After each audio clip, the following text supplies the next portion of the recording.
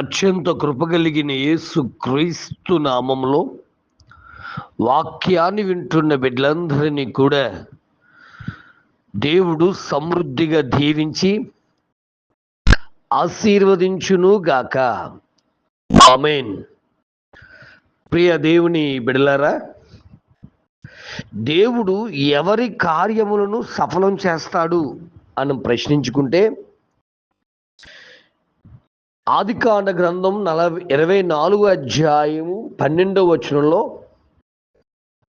అబ్రహాము గారు తన పెద్ద దాసుడైనటువంటి ఎలియాజరుకు పని చెబుతున్నారు. ఏమిటి ఆ పని అంటే, అబ్రహాముకి లేక పుట్టినటువంటి ఇస్సాకుకు భార్యను తీసుకురావాల్సిన బాధ్యతను తన పెద్ద దాసుడైనటువంటి ఎలియాజరు మీద పెట్టి మరి ఆయన ప్రార్థన పూర్వకంగా పంపించడం జరుగుతుంది. బిడ్డలారా, అబ్రహాము కుటుంబం ఆశీర్వదించబడ్డానికి, అబ్రహాము కుటుంబంలో సమస్తమును సఫలం అవ్వడానికి సీక్రెట్ ఏంటంటే, అబ్రహాము టోటల్గా ప్రార్థనాపరుల కుటుంబం. అబ్రహాం ప్రార్థనాపరుడు. అబ్రహాము కుటుంబములో ఉన్నటువంటి ఎలియాజరు ప్రార్థనాపరుడు. చివరగా చూస్తే మరి ఆ ఒంటెలు కూడా ప్రార్థన మోకరించినట్టుగా మనకి 24 అధ్యాయంలో కనబడుతుంది. అబ్రహాము ప్రార్థనా పరుడు, ఇస్సాకు ప్రార్థనా పరుడు, మరి ఎలియాజరు ప్రార్థనా పరుడు. ఒంటెలు కూడా మోకరించిన అనుభవం, ప్రార్థనా అనుభవం కలిగి ఉన్నాయి. అందుకే మరి ఎలియాజరు వెళ్ళినటువంటి కార్యము అదే అధ్యాయం 24 అధ్యాయం 40వ వచనంలో ఆయన ప్రయాణం సఫలమవడానికి, ఆయన కార్యము సఫలమవడానికి కారణం ఏంటో తెలుసా బిడ్డలారా? వారి కుటుంబం ప్రార్థనాపరుల కుటుంబం. తమ్ముడు, చెల్లి, అన్న, అక్క, నీ జీవితంలో నీ ప్రయాణము సఫలమవ్వాలన్నా, నీ కార్యము సఫలమవ్వాలన్నా మీ కుటుంబం అంతా ప్రార్థనా జీవితం కలిగి ఉండాలి. అందుకే అబ్రహాము యొక్క పనివాడైనటువంటి పెదదాసుడైనటువంటి ఎలియాజరు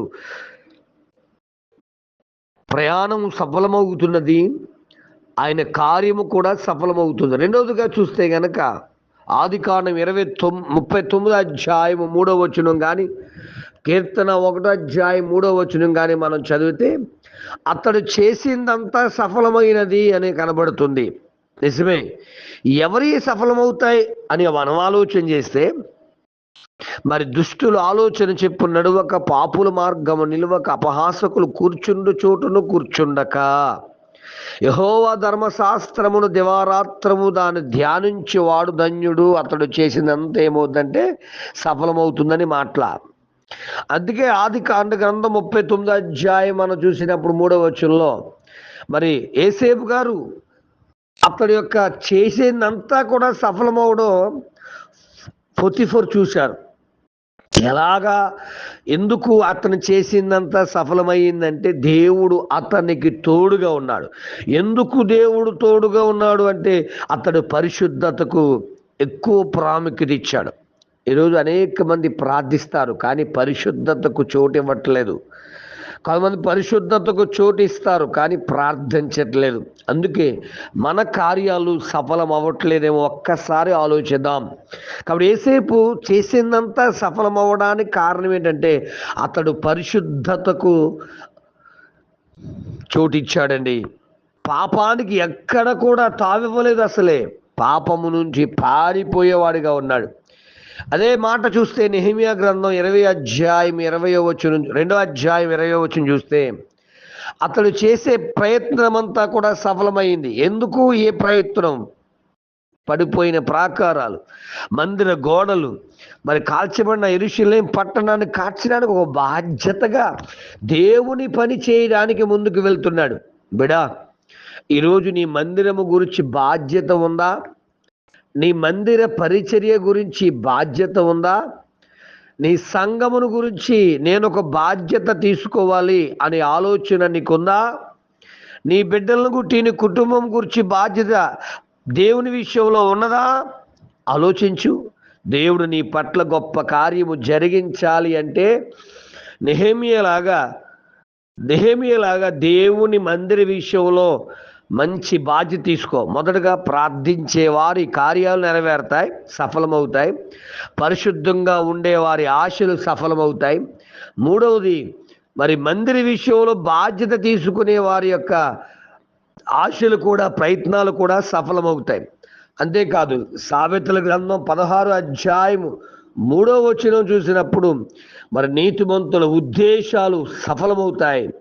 నువ్వు నీతిమంతుడుగా అనగా క్రీస్తు రక్తములో కడగబడిన వాడిగా నువ్వు ఉంటే నీ ఉద్దేశాలన్నీ సఫలమవుతాయి. అంతే కదా, కీర్తన 21:2 చూసినప్పుడు కూడా ఆయన మనోభిష్టము సఫలమవుతుంది అనే మాట మనకు కనబడుతుంది.